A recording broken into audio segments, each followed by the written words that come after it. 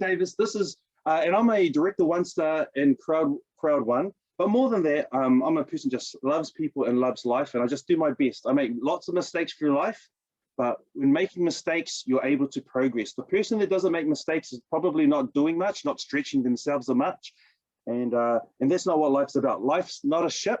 You know, like ships are made to go out and sail, right? They're not made to stay in the harbor, and that's like life.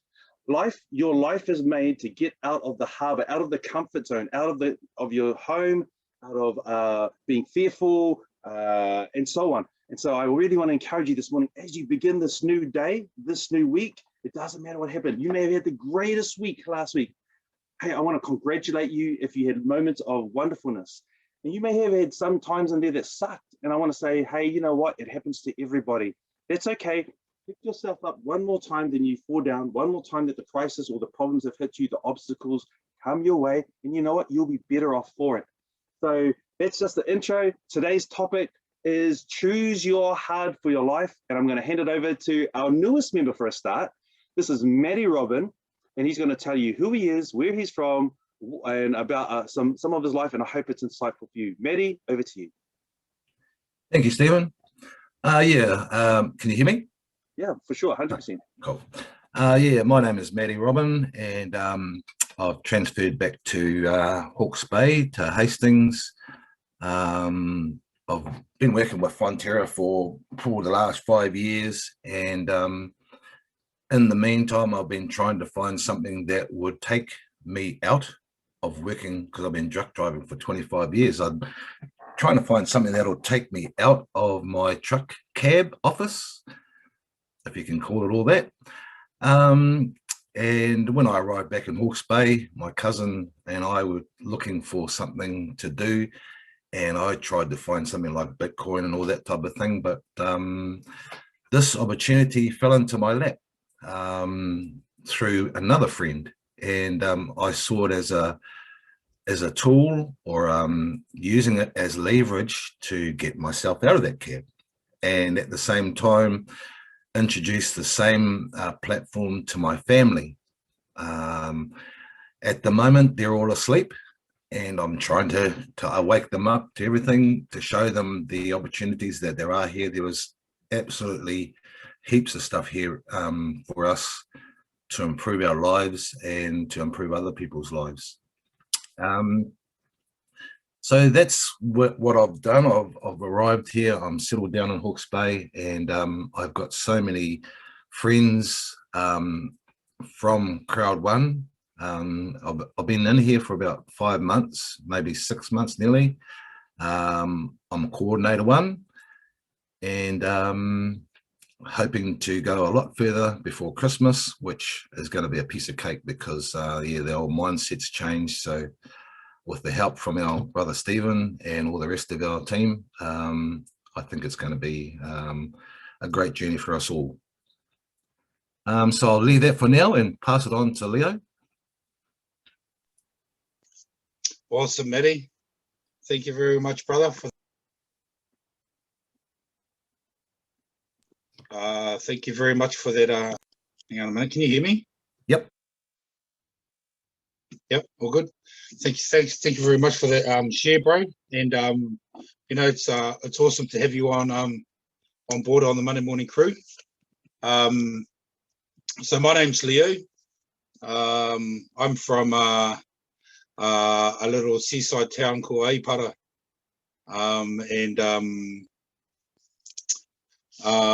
my childhood growing up there was pretty good. You know, had the freedom of the beach, never had to worry about the things of life, you know, because we were always just beach, home, eat, beach, home, play, beach, home, you know, and it was amazing growing up until a stage where I had to take responsibility for my life, and things started happening, and I got the opportunity to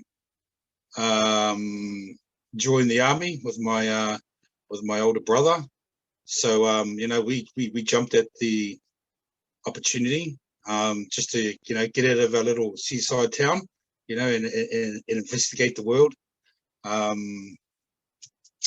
So yeah, we both took off from there, and had an awesome experience. I went in as a driver in the army, and my brother went in as a decorator, a house decorator, and that was a great experience for us as young people, you know, young boys.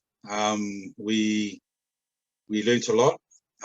We grew a lot, and from there, my brother headed back home. I decided to stay in the lights of Auckland and you know, figure out my way. And along that journey, I had my first experience with our Heavenly Father when I became a Christian at a young age. And I tell you what, it was definitely something not expected. You know, I was just riding around on my bike, just cruising the town, you know, and I come up along this dark, long street, and then I could see a light way down the distance, and I thought, oh, let's go check it out. So, you know, it was just me by myself, so I just rode along on my bike, and I could see kids playing outside and laughing and all that. I thought, oh, I think it's interesting. So I kind of rode my bike up there, and all these people had big smiles on their faces, and I said, oh, what's going on over here? Why is everyone, you know, and they're all looking at me at the same time, you know, as I'm sitting outside on the road there, you know, and they were like looking at me and kind of saying hello and that type of stuff, and yeah, and then before you know it, I was inside the church building, and that's when God first touched me, and I became a young Christian. I definitely I thank God for that opportunity, and I think that's where, with me, my journey began, as far as where God was leading me and stuff like that. So but along the way, I ended up by just leaving the church for reasons that are, you know, it's a whole new story there, but you know, but God still had his hand on me, and still had a plan for me, and he ushered me over to Australia, you know, where I found work over here. I brought my family over, and through the experiences over here, I found Crowd One, and I believe that God definitely planned that for me and my family. And not to say that I was really that gung-ho about Crowd One, you know, because I'd been in Amway before, and I got burnt from that. So looking at another multi-level marketing business was really not in my books. But as I said, God had a plan for me and my family, and through this opportunity, it has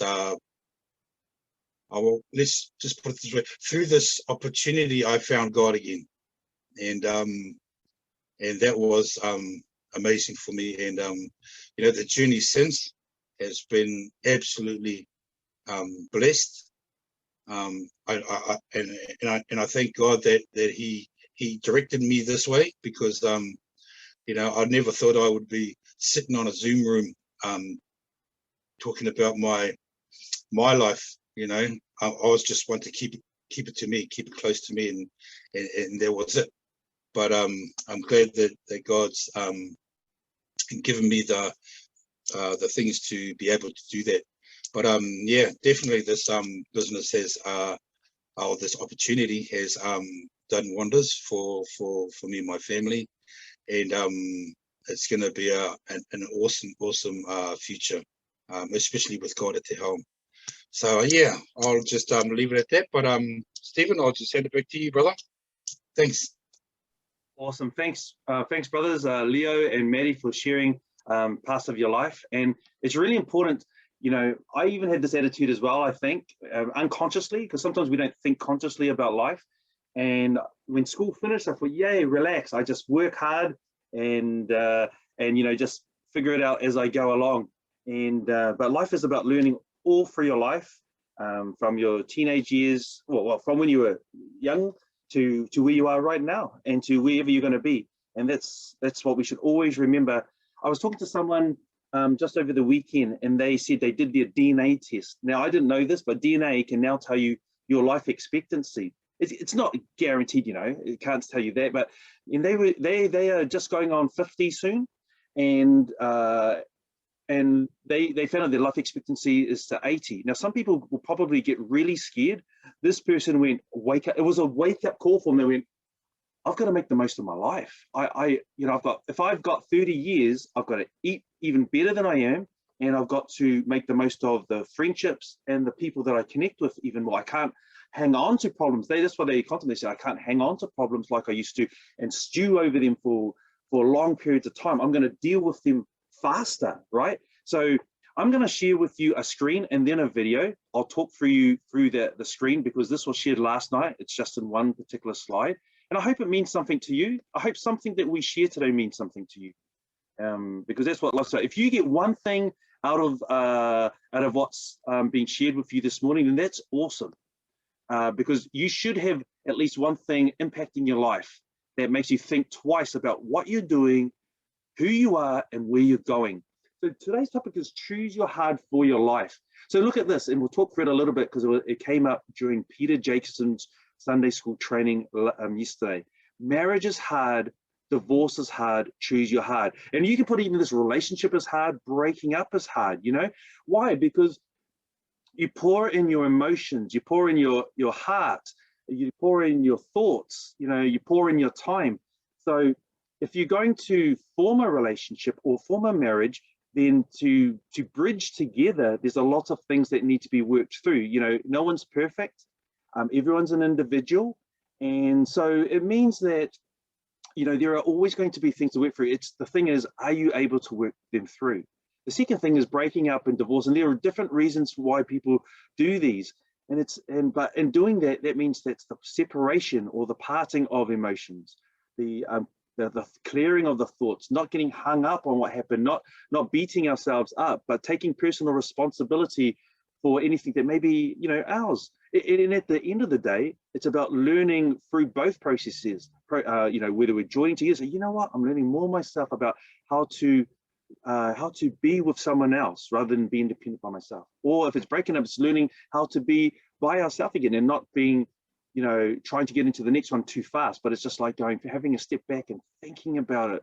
You know, both are hard. They both involve real feelings, real thoughts, our hearts, our lives. Obesity is hard. Being fit is hard. I was talking to the boys earlier just before we got on. You know what? You know, I know what it is to be overweight, and I know what it is that I'm getting fit. And both are hard. You might think, how? Well, obesity, you can eat, you cannot do much, and you can sit in front of the TV or something else. And you know, the hard bit is that you're unable to do what you want. Your body is unable to keep up. Your thoughts are not as clear. In obesity, you know, your health may have more problems, right? So it's all of these things, which leads to perhaps a downward spiral in our life. See, the easy of eating and not working out can lead to something which is actually hard, which is the life that is not what you want or desire. Being fit is hard. Yeah, you've got to be consistent. You know, we've got to eat better. We've got to work out more. But the payoff is, if we do that hard, is that we feel better, our mind is clearer, we're able to do more. Maybe it's bounce up the stairs. That's what I found, bouncing up the stairs at 50. Wow, just imagine that. And so both are hard, but you just got to choose, which one are you going to be? Because I can't make you fit. I can't make your relationship, marriage work, or you breaking up and what you do with your life. It's you, it's me. Being in debt is hard. Being financially disciplined is hard. So how we live our lives, thinking we're unlucky or lucky, you know, when anything happens to us, oh, I'm just unlucky. That's why I keep losing money. I'm unlucky. I'm just meant to survive. Well, when we think that way and believe that way, we live that way, we get that way. See, we reap what we believe. We reap, in other words, we reap what we sow in our thoughts, in our emotions, and in our actions or inactions. So, you know, we've got to choose to be disciplined in every area of life, whether it's the fitness area, like we talked about, the relationship area, or it's the depth area.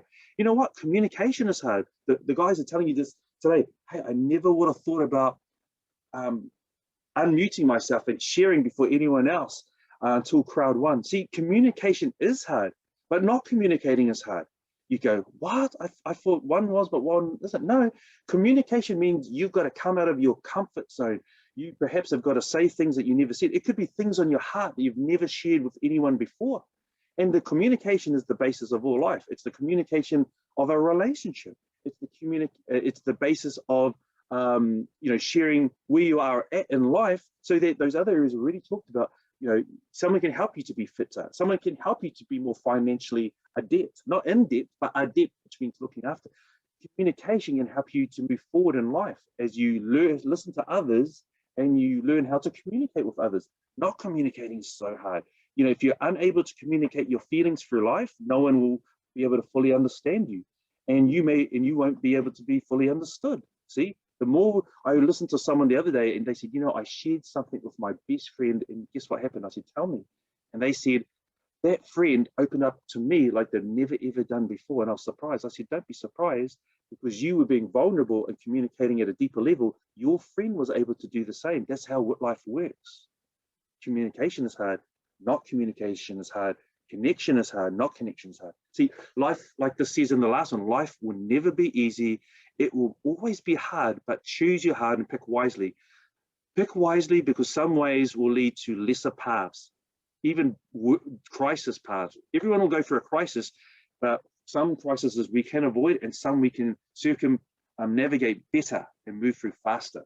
So that's it, guys. I hope that's really helpful for you this morning. And I'm going to share this video right now, and I hope that you appreciate it and enjoy it. Let's share this one here. It's about 6 minutes long. We're going to watch it right to the end and listen very carefully, and maybe this will be the thing that touches your life. Maybe it wasn't what I just shared. Maybe it's this. Let's see.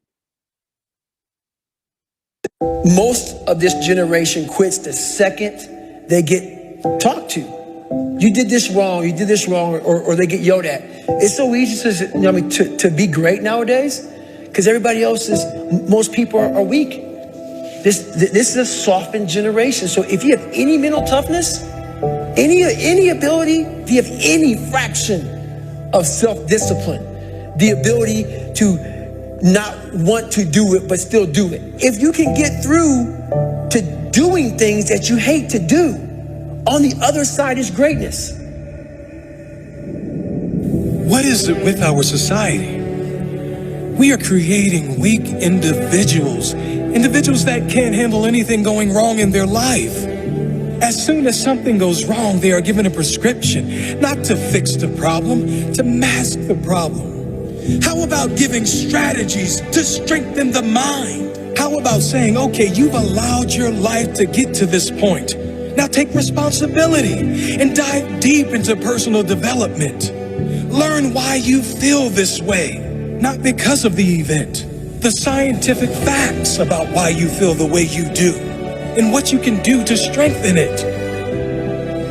The moment they are criticized, rather than take any of it on board, rather than prove any of those people wrong, they give up. They attempt to defend the criticism with useless talk, but never with definitive action.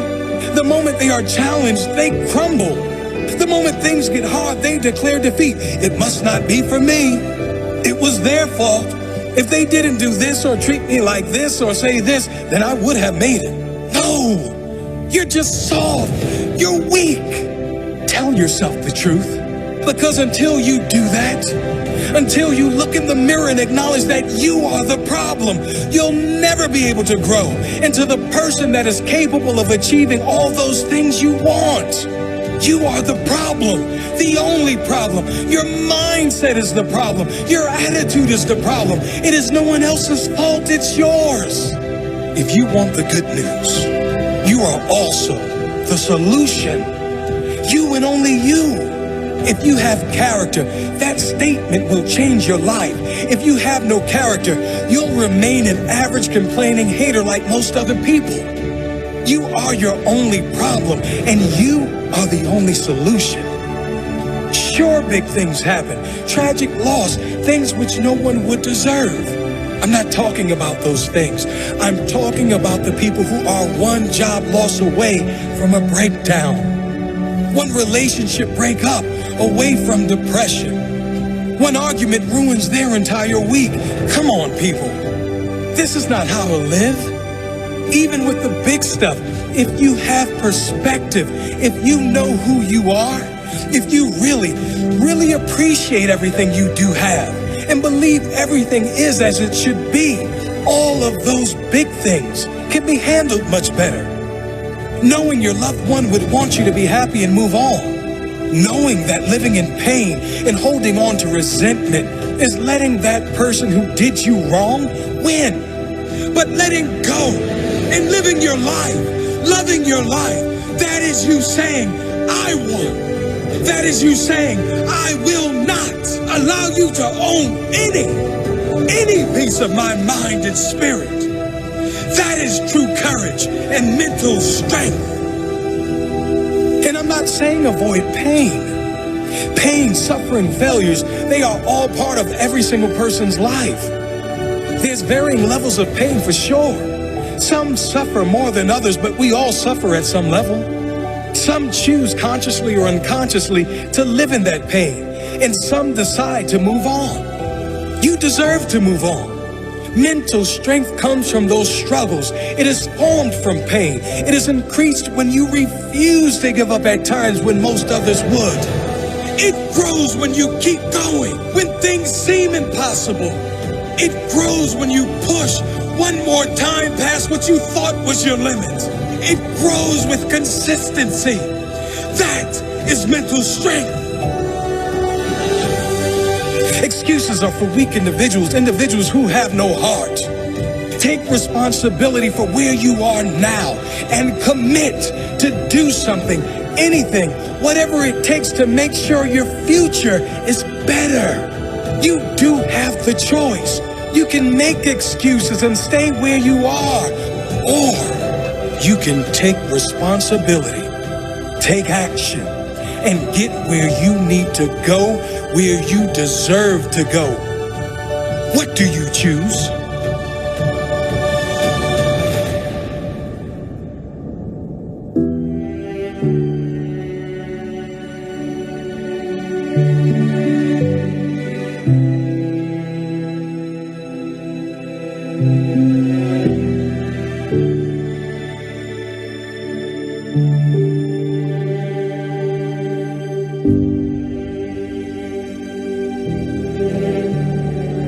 Tap dance around the truth by finding the right words so I don't hurt you because you have thin skin. No, tighten up, people.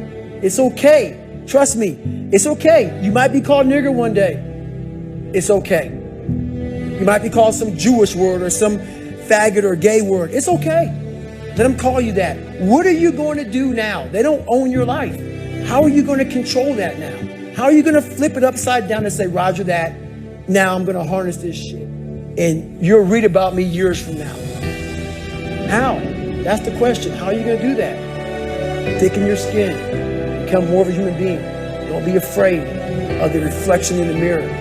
Because that's all you can be afraid of. Once you overcome the reflection in the mirror, you've done it.